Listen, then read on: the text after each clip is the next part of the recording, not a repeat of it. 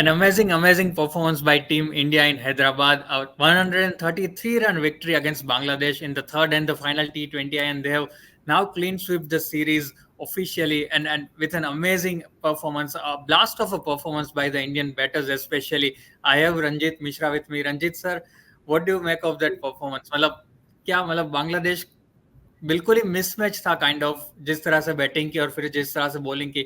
Victory bye 133 run, इतना इतना काफी बार टी20 में टोटल बनता है जितने रन से हम जीते हैं ये match. What do you think about the performance? Bansal, बिल्कुल आप सही कह रहे हैं कि जितने रन से हम जीते हैं कई बार उतना टोटल होता है, इनिंग्स टोटल होता है।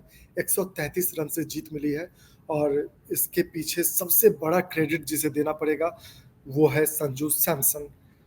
आप कह रहे थे कि मिस मैच था, ऑफ कोर्स मिस मैच था, वन साइडेड गेम था, लेकिन कहीं ना कहीं मिस मैच थोड़ा सा संजू सैमसन के परफॉर्मेंस में भी दिखा, क्योंकि जब वो बैटिंग करने के लिए आए किसी ने नहीं सोचा था कि सैमसन के बल्ले से ऐसी पारी निकलेगी। पहले मैच में he scored 29, and in second match he was all out for 10. That's what he scored right in the second match.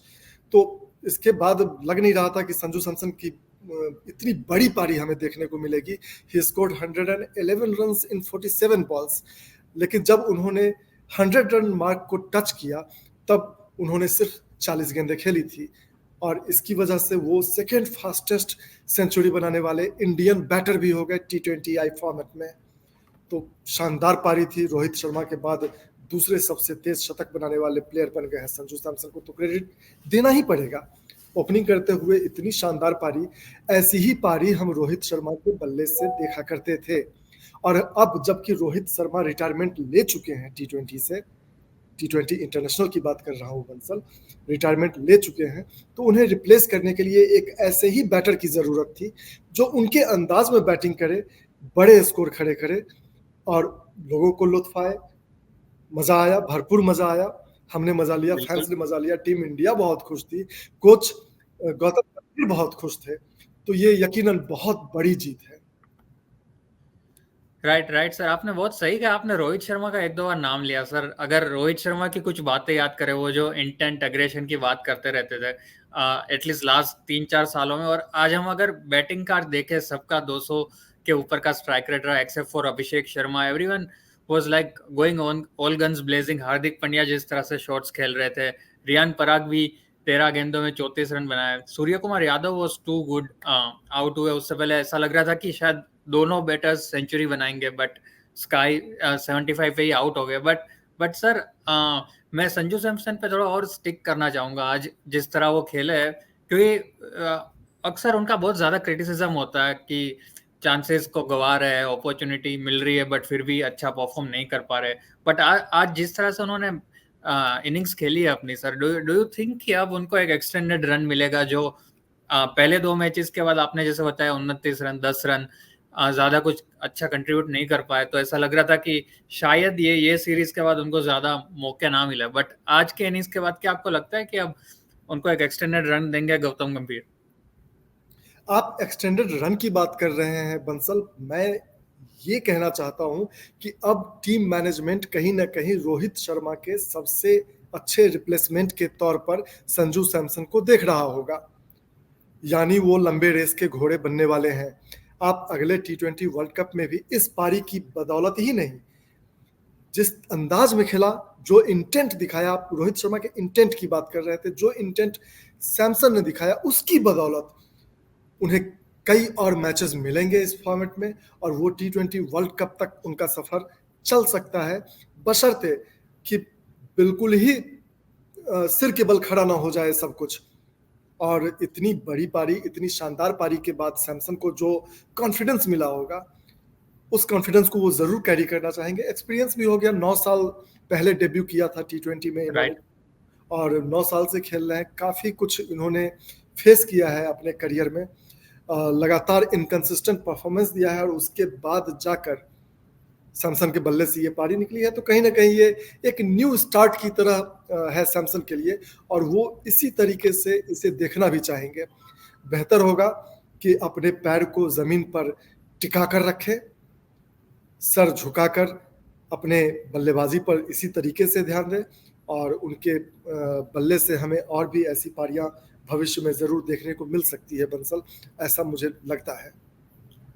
बहुत बहुत इंटरेस्टिंग होगा अगर उनको रोहित शर्मा के रिप्लेसमेंट के तौर पे एक लंबे टाइम के लिए देखते हैं टीम मैनेजमेंट या सिलेक्टर्स, जो आप बोल रहे हैं सर, काफी इंटरेस्टिंग चीज बताई है आपने अभी। और अगर सच में ऐसा होता है, it will be quite quite surprising for me and for everyone I guess, कि एक इनिंग्स के बदौलत इतना ज्यादा एक्सटेंडेड रन मिल रहा है। But let's see what happens with Samson. आज तो उन्होंने खैर हैदराबाद में बहुत ज्यादा ही तहलका मचा दिया। But moving on to the bowling side, Ranjit sir, जिस तरह हमने बॉलिंग की, Mayank Yadav was too good. ऐसी पिच पे, हैदराबाद की पिच पे, जहाँ पे हम लास्ट कुछ टाइम में देख रहे हैं, आईपीएल में देख रहे हैं, इंटरनेशनल क्रिकेट में भी देख रहे हैं, ओडीआई वर्ल्ड कप में भी देखा था 2023 में, बहुत ज्यादा रन्स बन रहे हैं ऐसी पिच पे एक मेडन ओवर निकालना, पहले ही बॉल पे विकेट लिया उन्होंने। he became the fourth Indian bowler to take a wicket on the first ball of the innings। तो और ये मयंक यादव का डेब्यू सीरीज था, as we all know।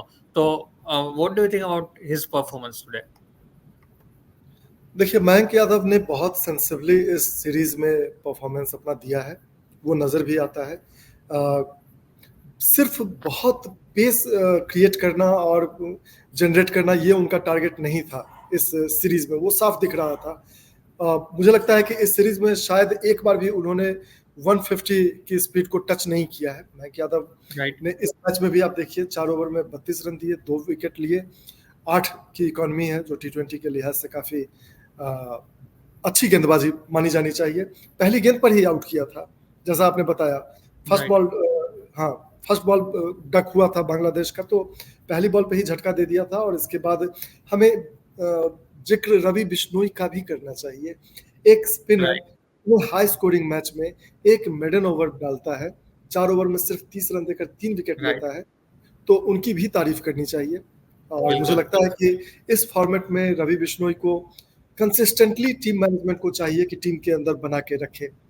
Varun Chakravarthy ने हालांकि इस पूरी सीरीज में बढ़िया प्रदर्शन किया। उन्होंने, अगर मैं गलत नहीं हूँ, तो 5 विकेट लिए हैं। जी हाँ, 5 विकेट उन्होंने झटके हैं। और इंडिया की तरफ से सबसे सक्सेसफुल बॉलर वरुण चक्रवर्ती ही है, जिन्होंने 3 इनिंग्स में सिर्फ 14.60 के एवरेज 5 विकेट लिए हैं। अर्शदीप सिंह इस मैच में नहीं थे, 4 विकेट उनके नाम भी हैं। लेकिन मयंक यादव के अलावा मुझे लगता है कि रवि बिश्नोई एक ऐसे स्पिनर हैं और एक ऐसे बॉलर हैं जिसे टीम में बना के रखना टीम के हित में होगा। राइट सर, काफी आपने सही कहा। Ravi Bishnoi also reached his 50 wickets in T20s today. So I think कि वो भी एक लंबे टाइम तक खेलेंगे इंडिया के लिए। और जबकि और कोई ज्यादा लेग स्पिनर्स नजर नहीं आ रहे, युजवेंद्र चहल को ज्यादा मौके नहीं मिल रहे, तो अगर फ्रंटलाइन टीम भी होगी तो कुलदीप यादव वापस आएंगे। तो आई फील कि रवि बिश्नोई को एक लॉन्ग रन मिलेगा इंडियन टीम के साथ। But an overall very good performance today. But sir, जाने से पहले एक चीज बांग्लादेश टीम के बारे में मैं आपसे पूछना चाहूंगा कि बांग्लादेश काफी लास्ट 1-2 साल में देखे तो T20s में बहुत ही खराब प्रदर्शन रहा उनका। एशिया कप में, T20 वर्ल्ड कप में, सब जगह पे बहुत खराब परफॉर्मेंस था उनका। और अभी भी हम जिस तरह देख रहे हैं, तीनों मैच इंडिया के सामने हारे हैं वो तो ठीक है, बट वो कम्पीट भी नहीं कर पाए। तो what do you think about this thing? Like Bangladesh एक टाइम पे ऐसा लग रहा था कि टॉप टीम्स को कम्पीट कर पाएगा। एटलीस्ट T20 फॉर्मेट ऐसा है कि जहाँ पे जो बहुत बड़ी टीम्स नहीं है वो भी मेजर टीम्स को चैलेंज करती है। बट जिस तरह बांग्लादेश T20s में खेल रहा है, आपको क्या लगता है कि मतलब वो इस चीज से कभी बाहर आ पाएंगे शॉर्ट टाइम में, या मतलब उनका ऐसा ही फॉर्म चलता रहेगा?